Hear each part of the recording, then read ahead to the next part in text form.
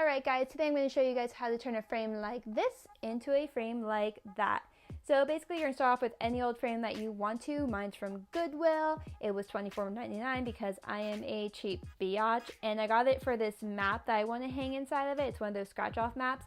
And don't be dumb, if you're going to put something inside a frame, you guys measure it beforehand, because I didn't do that and I would live to regret it. But then I went to my local Walmart and I got in my very old nasty car.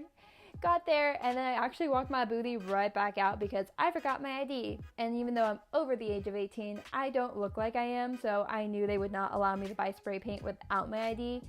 So I went back and I looked at all this beautiful spray paint that I could choose from, and I didn't choose any of it. When I got back to my house, I put the frame out onto a tablecloth because tablecloths were only 99 cents, and then I sanded that baby down, or at least I tried to sand that baby down. I'm not that strong, so it didn't work out that well, and I kind of gave up halfway, but you know what, we did our best. And then you're supposed to wet it down to make sure you get all the sandy bits off, and you're gonna get real messy during this part. And you're supposed to let it dry, but I'm impatient, so I dried it off myself. Not smart, but I did it. And then I shook off all the sandy bits on that tarp because I didn't want them getting stuck in my paint. And then I shook the paint can like you would your chocolate milk in elementary school. And I tried to get the lid off the paint can and I couldn't, and then I figured out it was actually child-proofed, so I got it. And then I went to town on the frame and I just sprayed everything. I actually did 2 coats of this, not right here and right now, like later on in the day I did 2 coats. And then I went and I checked on my dog and I realized he ate my boyfriend's PlayStation controller, and that was a fun conversation to have. Look how proud he is. And then I went downstairs to check on the frame because I wanted to see what the progress was on the dry time.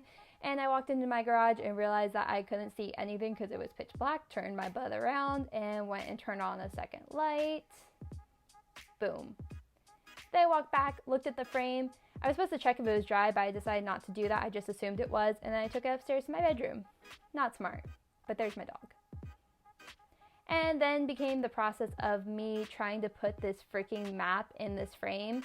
I didn't think the size was going to be that much of an issue because it was like just a little bit too big, but it was the most difficult thing I've done in a really long time. And I was getting really frustrated. Ready for this? Are you ready for this face? Boom. And yeah, so I kept going because I was determined to get this thing into this frame, and eventually I did, and it didn't look that great, and I knew that, but I'm not redoing it at this point. It's just gonna have to stay. I also ruined the frame in the process because it wasn't dry, because I never checked if it was dry. So I took paint on the plate and I repainted it. And then I realized I put this wet frame on my bed, so now I couldn't move it. Dumb. When it was finally dry, I put it in my very messy closet. I turned off the lights, shut the door, and it's going to stay there till I move.